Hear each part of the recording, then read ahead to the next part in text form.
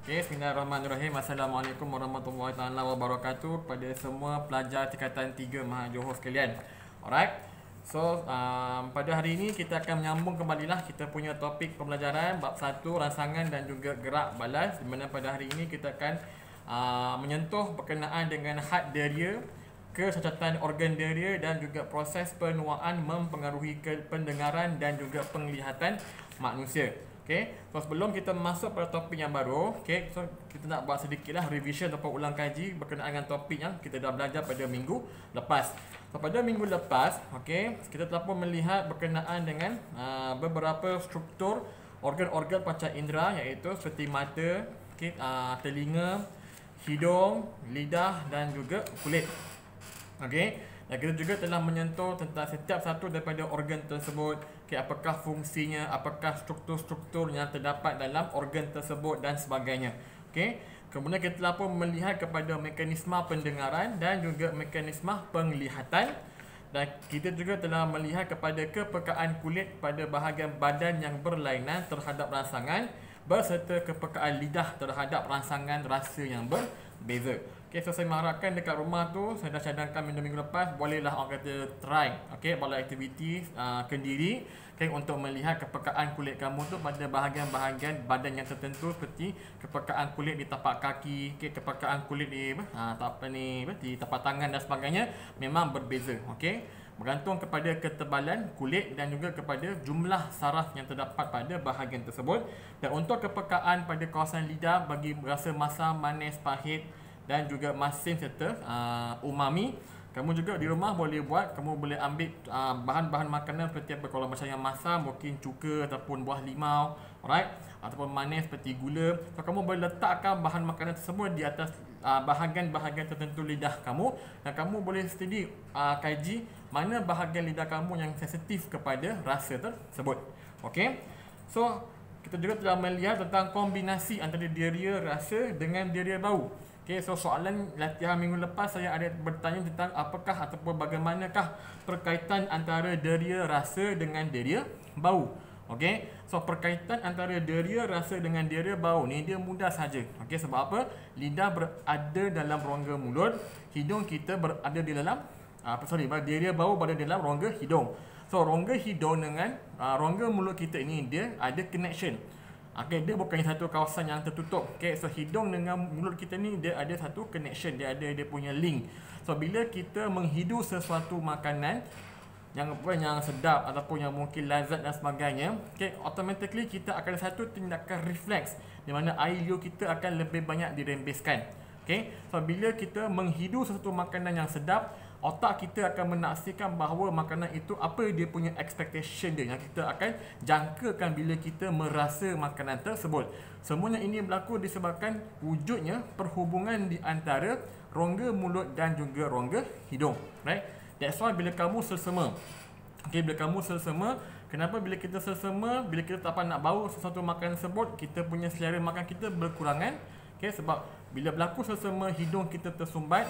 So, bila hidung kita tersumbat, perhubungan di antara kita punya sistem saraf bagi deria bau tu akan block, okay, akan terganggu. So, kita punya sense of tasting, okay, deria rasa kita juga akan terganggu juga. Okay, sebabkan apa? Disebabkan oleh penaksiran otak untuk deria rasa tersebut berkurangan disebabkan deria bau itu terganggu. Okay, so inilah connection antara bagaimana deria bau memainkan peranan yang penting dalam deria rasa kita. Alright. So, hari ini kita masuk kepada bahagian had deria. Okay, manusia ni ada had dia. Alright. Walaupun kita ada organ yang boleh melihat seperti mata, okay, kita ada organ yang mendengar seperti telinga, tapi organ kita ini juga dia ada limitasi. Okay, ada hadnya juga. Contohnya kita tengok kepada bahagian mata kita, iaitu yang terlibat dengan bahagian visual. Alright.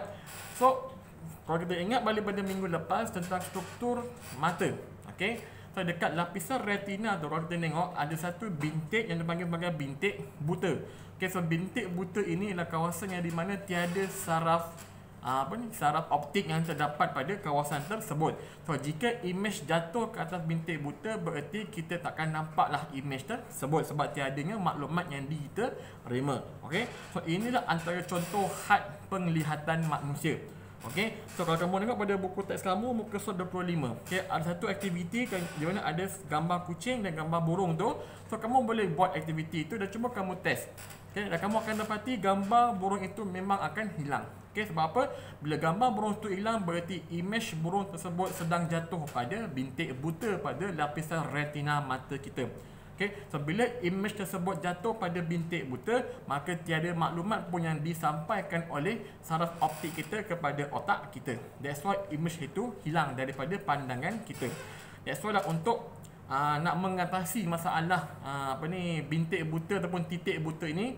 So kalau kamu tengok pada kenderaan, kenapa di kenderaan ayah ataupun mak kamu tu ada side mirror kiri dan juga kanan? Okay, so side mirror ini berfungsi untuk membantu mengurangkan kesan titik buta. Alright.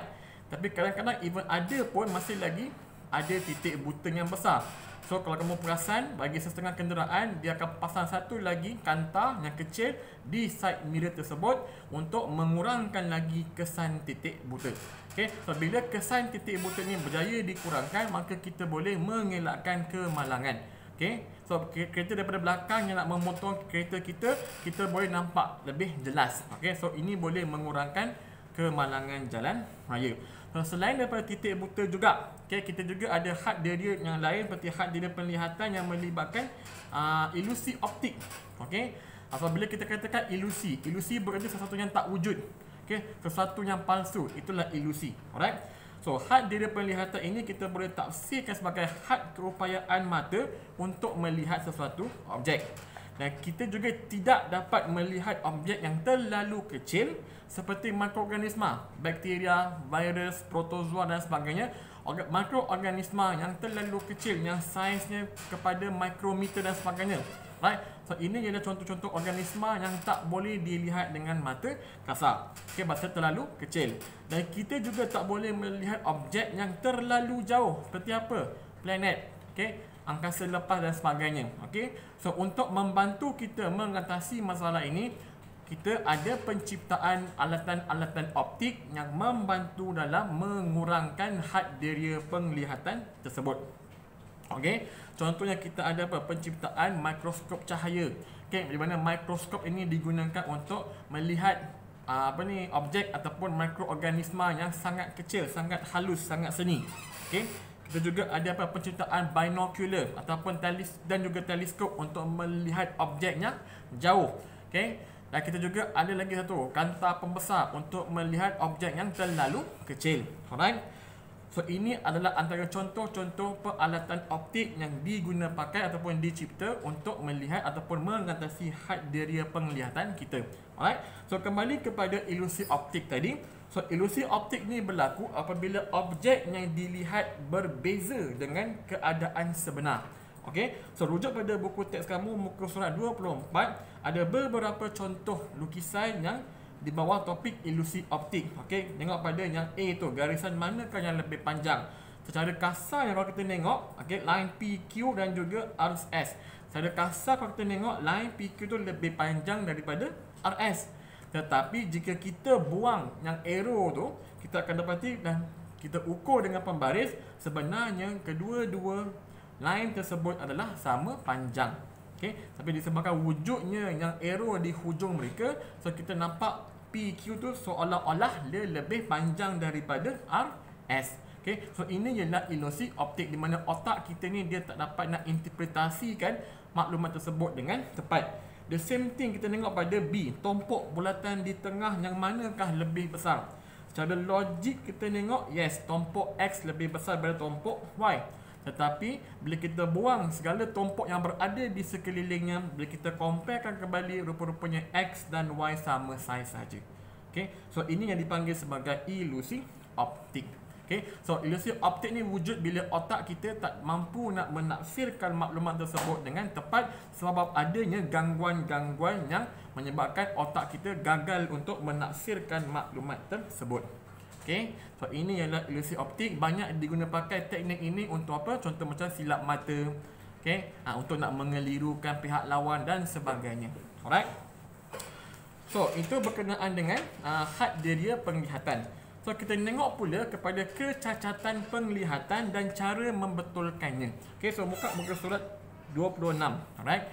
So kebiasaannya bila kita melibatkan kecacatan penglihatan, ada 3 jenis rabun yang perlu kamu tahu. Okey, so rabun jauh, rabun dekat dan juga astigmatisma. Okey. So kita tengok kepada rabun jauh yang paling common. Okey, kebiasaannya ramai yang mengalami rabun jauh. So rabun jauh ini dia tidak dapat melihat objek yang jauh dengan jelas. So bila dia tengok objek yang jauh, dia akan nampak image yang objek yang kabur. Okey, kurang jelas. Dan objek yang yang wujud pada rabun jauh. Okey. So objek jauh ini dia kelihatan kabur kerana image yang dihasilkan, okey, ataupun difokuskan dalam bola mata kita ini, dia terbentuk di hadapan retina. Okey. So image yang terbentuk bagi rabun jauh ini, dia tidak jatuh pada retina, tetapi dia hanya wujud ataupun terbentuk di hadapan retina. Okey. So ini mungkin berlaku disebabkan beberapa faktor, antaranya kemungkinan besar kanta matanya terlalu tebal ataupun berbola matanya terlalu panjang. So ini adalah 2 faktor yang boleh menyebabkan rabun jauh. So bila image terbentuk di hadapan retina, maka rabun jauh akan terbentuk. Okey, dan selalunya untuk membetulkan rabun jauh, kita akan menggunakan kanta cekung. Okey, kanta cekung. Kanta cekung ini berfungsi untuk mencapahkan cahaya, dan dalam konteks bagi rabun jauh, ianya akan menjadikan image yang terbentuk itu jatuh atas retina. So bila image itu jatuh atas retina, barulah image itu diterima dengan jelas. Okey, so itu ialah fungsi ataupun cara nak memperbetulkan rabun jauh menggunakan kanta cekung. So kebanyakan daripada kita ini mempunyai rabun jauh. Contohnya saya pun rabun jauh. So saya punya spectacle ini, kalau kamu tengok daripada sisi, bagi siapa yang pakai spek, kamu tengok daripada sisi, kamu akan dapati bentuk ataupun kontur saya punya kanta ini ialah kanta cekung. Okey. So bila inilah kanta cekung, so cahaya itu akan dicapahkan masuk ke dalam berbola mata kita. Alright. So itu tentang rabun jauh. Next kita pergi pada rabun dekat. Alright. So bila kita melibatkan rabun dekat, okey, so kebanyakan daripada kes rabun dekat ini berlaku disebabkan oleh proses penuaan.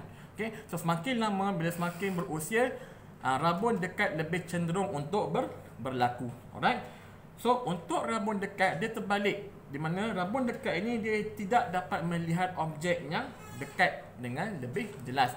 Contoh bila dia membaca buku, okey, so bila dia tengok objek pada jarak yang dekat, image yang dihasilkan adalah kabur. Alright. So ini disebabkan apa? Sebab objek itu kelihatan kabur kerana image yang dihasilkan difokuskan di belakang retina. Dia terlebih pula. Okey, tadi kalau rabun jauh di hadapan retina. Okey, tapi untuk rabun dekat, image terbentuk di belakang retina. So ini mungkin berlaku disebabkan sama ada kanta mata terlalu nipis ataupun berbola matanya terlalu pendek. Okey, so ini yang menyebabkan rabun dekat. So bagaimana kita nak membetulkan rabun dekat? Kita menggunakan kanta cembung. Okey. So kanta cembung ini bila kita pakai, dia akan memfokuskan kembali image tersebut daripada belakang retina jatuh pada atas retina. Barulah image yang diterima menjadi semakin jelas. Okey, so ini berkenaan dengan rabun jauh. Last kali kita tengok kepada konsep yang ketiga, iaitu kecacatan yang dipanggil sebagai astigmatisma. Okey. So astigmatisma ini apa yang berlaku ialah ianya melihat sebahagian objek lebih jelas daripada bahagian yang lain. So orang yang mengalami astigmatisma ni, contohnya kalau kita tengok pada pandangan mata orang yang astigmatisma ni, dia akan nampak bahagian atas jelas. Okey, tapi bahagian bawahnya kabur. Okey, so penglihatan dia tak menentu. Okey, nak kata rabun jauh pun tidak, rabun dekat pun tidak, sebab ada bahagian-bahagian yang melibatkan penglihatan pesakit astigmatisma ni, ada yang jelas, ada yang kabur. Okey, so ini disebabkan oleh permukaan lengkungan kornea ataupun kanta yang tidak sekata. Okey, so kemungkinan bila permukaan lengkungan kornea yang bahagian paling luar itu ataupun pada bentuk kanta tidak sekata, maka imej yang dihasilkan tidak dapat ditumpukan pada satu titik yang tetap pada atas retina, menyebabkan imej ini terbentuk pada pelbagai kawasan di retina. So bila imej ini dibentuk di pelbagai kawasan pada atas retina, so otak kita menerima pelbagai persepsi. Okey, itulah kenapa ada bahagian mata tu nampak jelas, ada bahagian mata nampak kabur dan sebagainya. Alright. So ini tentang astigmatisma, dan cara untuk memperbetulkan astigmatisma kita menggunakan satu kanta yang khas dipanggil sebagai kanta silinder. Okey. Kanta ini berbentuk silinder. Right. So untuk astigmatisma ni nama lain dia ialah silau. Okey. So biasa kalau kita pergi kedai cermin mata, dia cakap okey, awak punya power ni awak ada silau lah. So silau itu ialah astigmatisma. So bila kita ada rabun jauh plus silau, so selalunya kita punya kanta tu ada gabungan antara kanta cekung dan juga kanta silinder. Okey. So itu tentang astigmatisma. So ini tentang 3 kecacatan penglihatan dan cara memperbetulkannya. Alright. So last kali kita tengok kepada had deria penglihatan. Had deria pendengaran. Alright. So, tadi kita pun melihat tentang penglihatan. So sekarang kita tengok kepada pendengaran. Okay, hearing kita. Alright. Manusia pun ada limitasi pada pendengaran. Okay, di mana kita hanya boleh mendengar bunyi yang berfrekuensi antara julat 20 Hz hingga 20,000 Hz. Okay. So ingat balik topik tahun lepas, ketan 2 kita ada membicarakan tentang gelombang bunyi. So apakah itu Hertz? Saya tak kamu masih lagi ingatlah. Alright.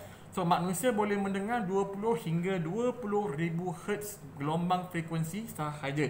Kurang daripada itu ataupun lebih daripada itu kita takkan dengar. Alright. So telinga kita ni dia takkan dapat mendengar julat frekuensi yang terlalu tinggi ataupun terlalu rendah. So untuk haiwan-haiwan tertentu seperti contohnya anjing. Alright. So anjing ni dia ada kebolehan mendengar lebih tinggi frekuensinya. Okey. Macam kelawar pun sama, dia boleh mendengar frekuensi yang lebih tinggi daripada manusia.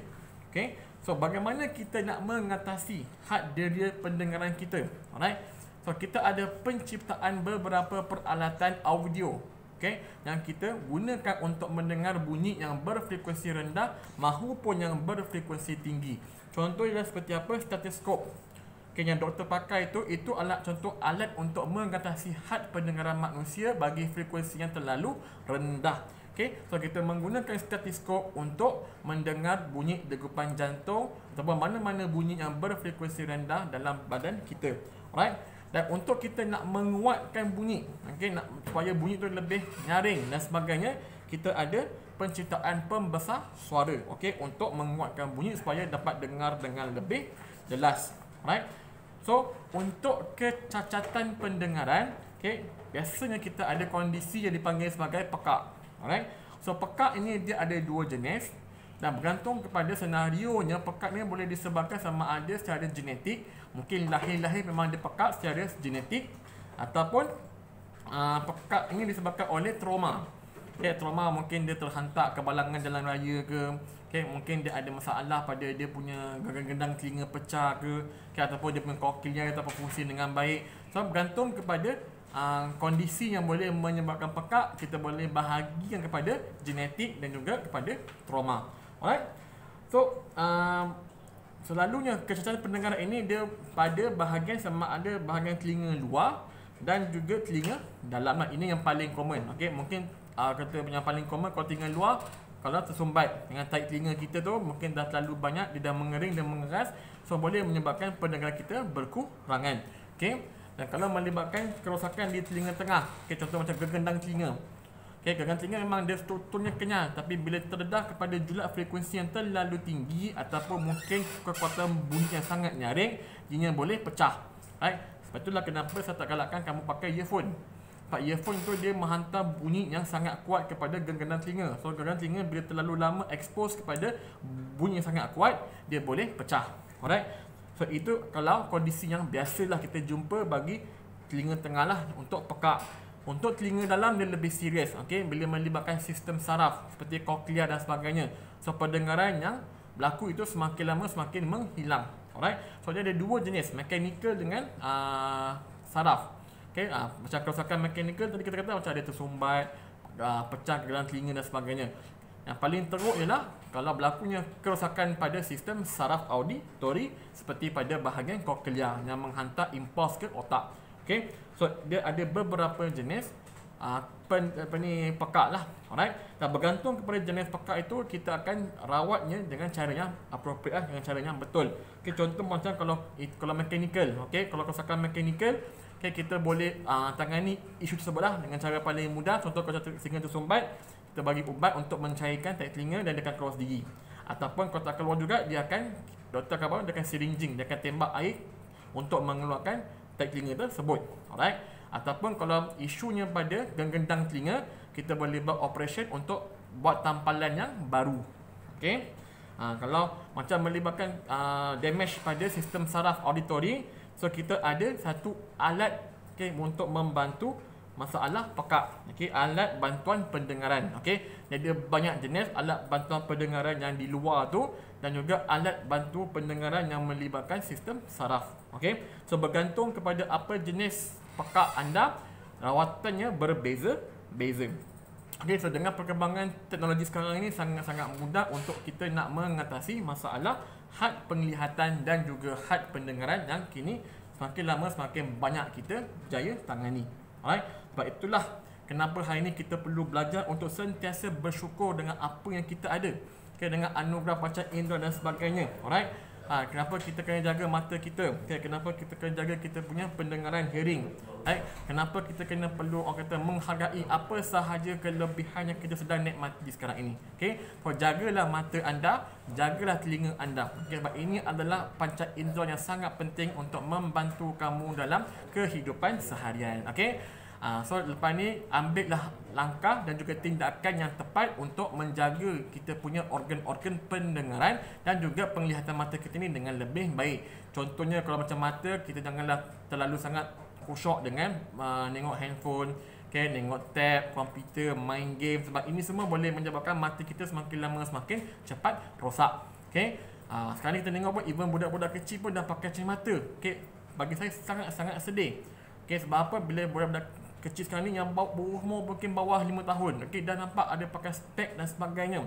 Okey, bila kita tengok balik dia punya history daripada awal, dia telah pun tengok kata terlalu obses dengan tablet dan sebagainya. Okey, pendedahan kepada sinaran warna biru yang dibebaskan oleh gadget-gadget tersebut menyebabkan matanya rosak.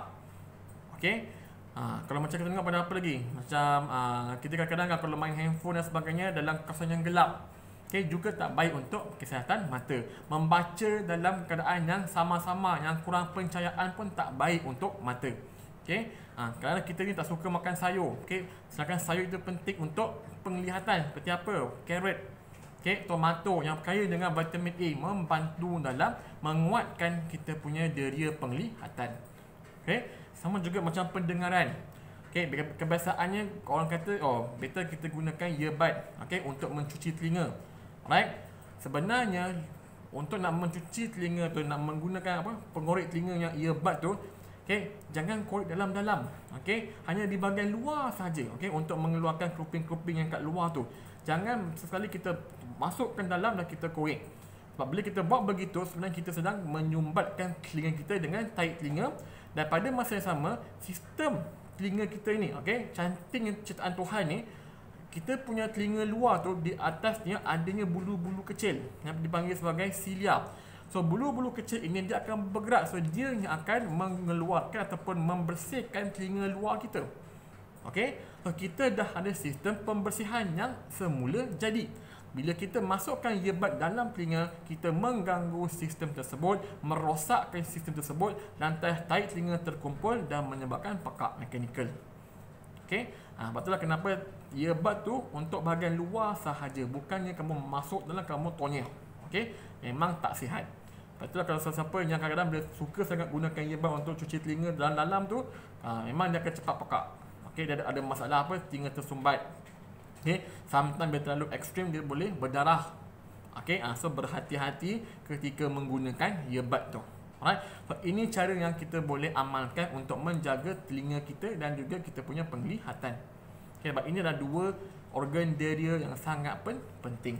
Okay, So itu sahaja untuk hari ini berkenaan dengan had dia penglihatan dan juga pendengaran. Okay, so boleh ulang kaji balik, buka buku teks kamu, baca, dan jika ada yang tak faham boleh bertanya dengan saya, insya-Allah. So untuk akan datang kita akan masuk kepada rangsangan dan gerak balas dalam tumbuhan. Okey. So sekian, terima kasih. Assalamualaikum warahmatullahi taala wabarakatuh. Dan berjumpa lagi pada minggu hadapan.